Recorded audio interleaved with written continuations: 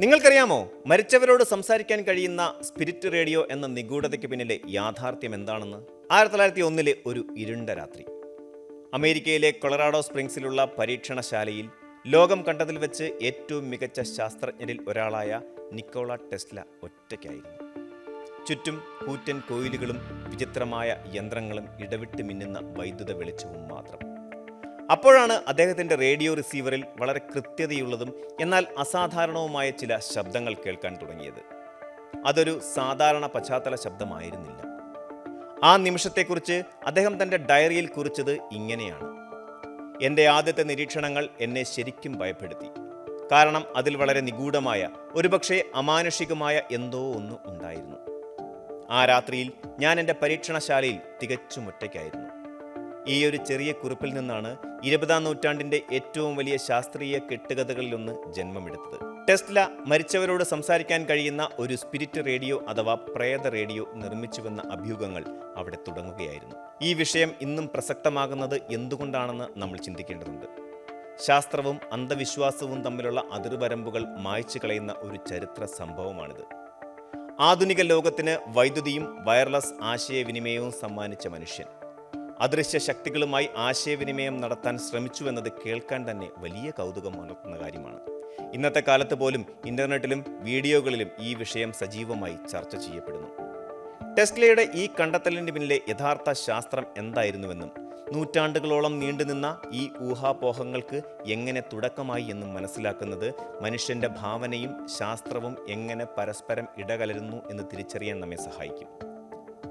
Nikola Tesla തൻ്റെ ജീവിതത്തിലെ ഏറ്റവും സുപ്രധാനമായ പരീക്ഷണങ്ങൾ നടത്തിയിരുന്നത് കൊളറാഡോ സ്പ്രിങ്സിലെ ലബോറട്ടറിയിലാണ്. അന്തരീക്ഷത്തിലെ വൈദ്യുതി, വയർലെസ് പവർ ട്രാൻസ്മിഷൻ എന്നിവയായിരുന്നു അദ്ദേഹത്തിൻ്റെ പ്രധാന ഗവേഷണ വിഷയങ്ങൾ. ഉയർന്ന വോൾട്ടേജും ഉയർന്ന ഫ്രീക്വൻസിയുമുള്ള ഇലക്ട്രിക് കറണ്ടുകൾ ഉപയോഗിച്ചായിരുന്നു അദ്ദേഹത്തിൻ്റെ ഭൂരിഭാഗം പരീക്ഷണങ്ങളും. ഈ സമയത്ത് ഭൂമിയിലെ വൈദ്യുത കാന്തിക തരംഗങ്ങളെക്കുറിച്ച് ആഴത്തിൽ പഠിക്കാൻ അദ്ദേഹം വളരെ സെൻസിറ്റീവായ ഒരു റേഡിയോ റിസീവർ നിർമ്മിച്ചിരുന്നു.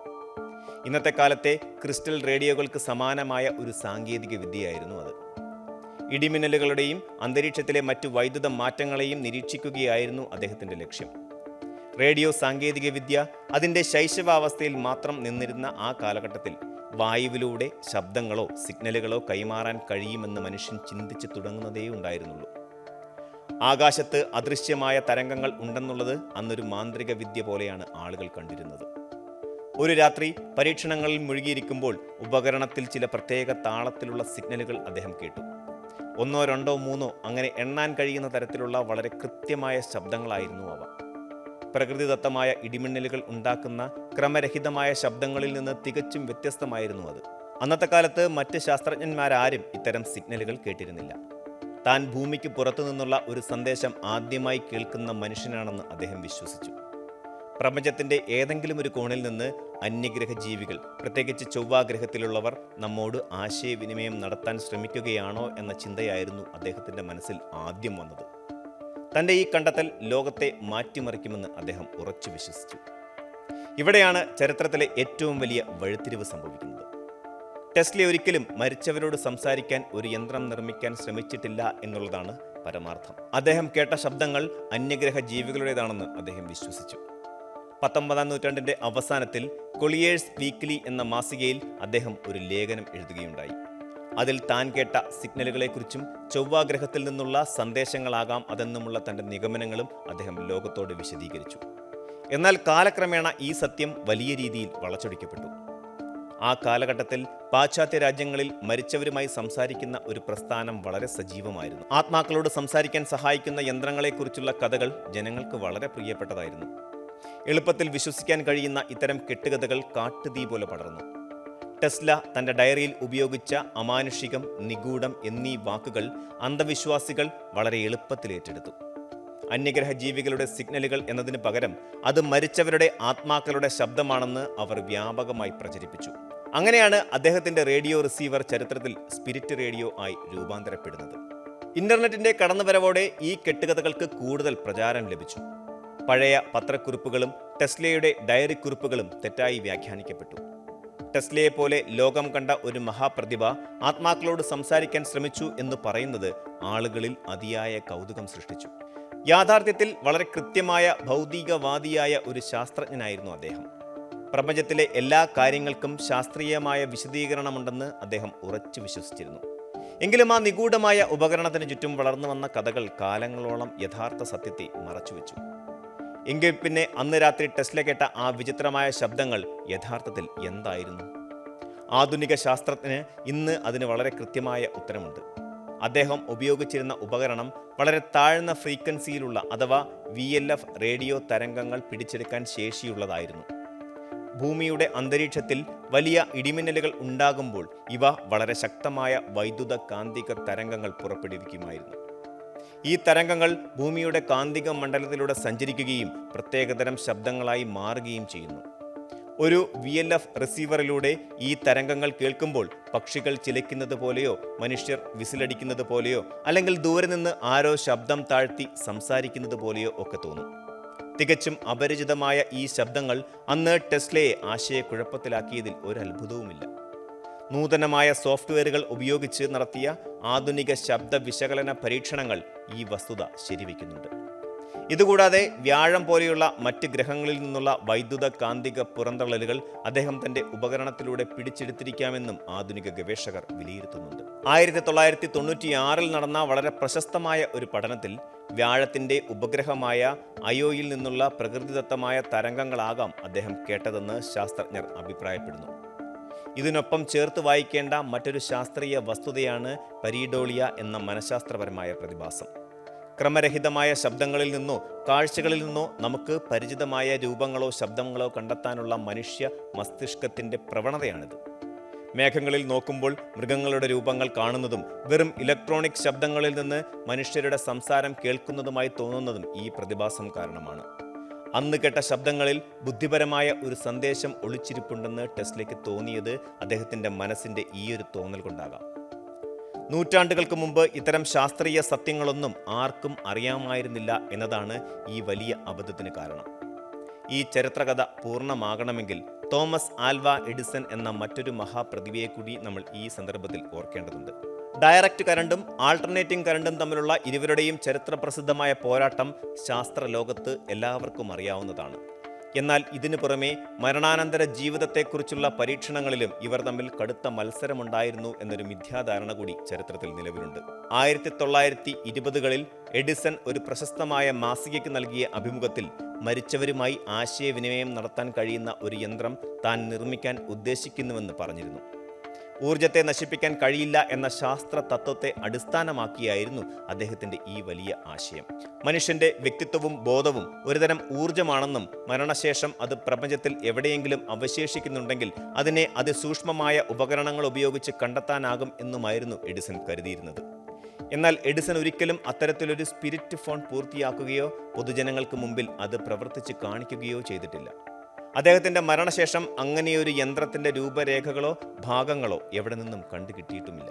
അങ്ങനെയൊരു യന്ത്രം നിർമ്മിക്കപ്പെട്ടതായി ഒരു രേഖയുമില്ലെന്ന് അദ്ദേഹത്തിന്റെ ചരിത്രം പഠിച്ചവർ ഉറപ്പിച്ചു പറയുന്നു. എന്നിട്ടും ടെസ്ലയുടെ സ്പിരിറ്റ് റേഡിയോ കഥകൾക്ക് സമാന്തരമായി എഡിസൺ സ്പിരിറ്റ് ഫോൺ കഥകളും ജനങ്ങൾക്കിടയിൽ വലിയ തോതിൽ പ്രചരിച്ചു. രണ്ട് മഹാന്മാരായ ശാസ്ത്രജ്ഞർ മരിച്ചവരുമായി സംസാരിക്കാൻ മത്സരിച്ചു എന്ന തരത്തിൽ കഥകൾ മെനഞ്ഞുണ്ടാക്കാൻ ആൾക്കാർക്ക് വലിയ താല്പര്യമായിരുന്നു.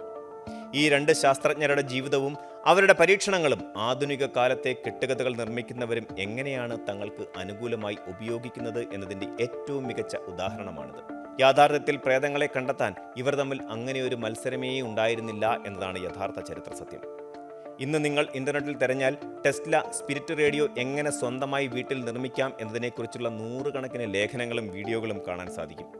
വെറും ചെറിയൊരു തുക മുടക്കിയാൽ ഇതിനാവശ്യമായ ഇലക്ട്രോണിക് ഭാഗങ്ങൾ ഓൺലൈൻ സ്റ്റോറുകളിൽ നിന്ന് വാങ്ങാൻ കിട്ടും. പ്രേതങ്ങളെ അന്വേഷിച്ച് നടക്കുന്നവരും പാരാനോർമൽ ഗവേഷകരും ആധുനിക കാലത്ത് ഉപയോഗിക്കുന്ന ഗോസ്റ്റ് ബോക്സ് പോലെയുള്ള ഉപകരണങ്ങൾ പലതും ഈ പഴയ ആശയങ്ങളെ അടിസ്ഥാനമാക്കി നിർമ്മിച്ചവയാണെന്ന് അവർ അവകാശപ്പെടുന്നു.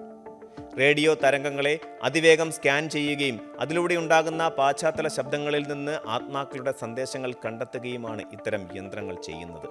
എന്നാൽ ഇവയൊന്നും ശാസ്ത്രീയമായി തെളിയിക്കപ്പെട്ട കാരണങ്ങളല്ല എന്നതാണ് ഏറ്റവും വലിയ യാഥാർത്ഥ്യം.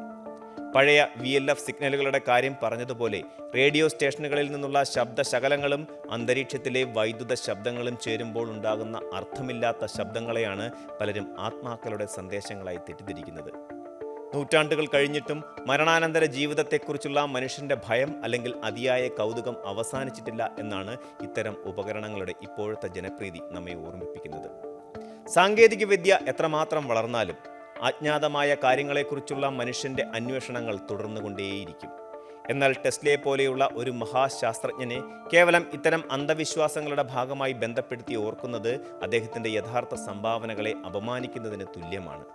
ഈ സ്പിരിറ്റ് റേഡിയോ എന്ന കെട്ടുകഥയ്ക്ക് പിന്നിലെ സത്യം അന്വേഷിക്കുമ്പോൾ നമ്മൾ മനസ്സിലാക്കേണ്ടത് ഇത്തരം സാങ്കേതിക വിദ്യകൾ ഒരിക്കലും ശാസ്ത്രത്തിന്റെ വഴിയിലല്ല, മറിച്ച് മനുഷ്യന്റെ ചിന്തകളുടെയും സങ്കല്പങ്ങളുടെയും വഴിയിലാണ് സഞ്ചരിക്കുന്നത് എന്നാണ്. നിക്കോള ടെസ്ലയുടെ സ്പിരിറ്റ് റേഡിയോ എന്ന കഥ ഒരു നൂറ്റാണ്ടിലേറെയായി മനുഷ്യന്റെ സങ്കല്പങ്ങളെയും ഭാവനകളെയും നിരന്തരം സ്വാധീനിച്ചുകൊണ്ടിരിക്കുകയാണ്.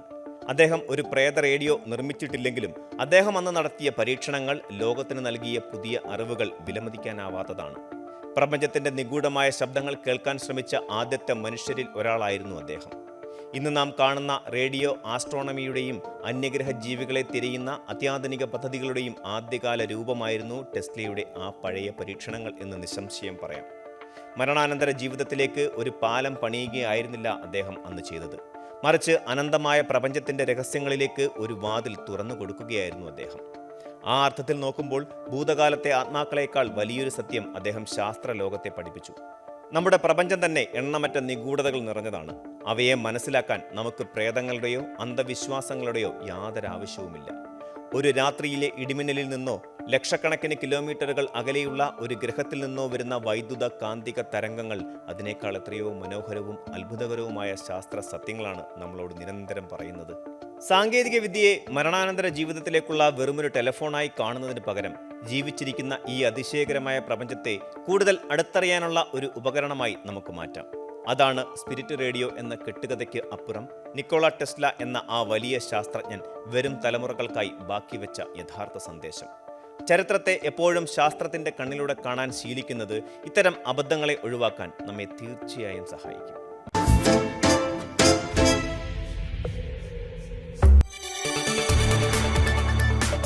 കൂടുതൽ വാർത്തകൾക്ക് news 18 Keralam YouTube channel subscribe ചെയ്യുക.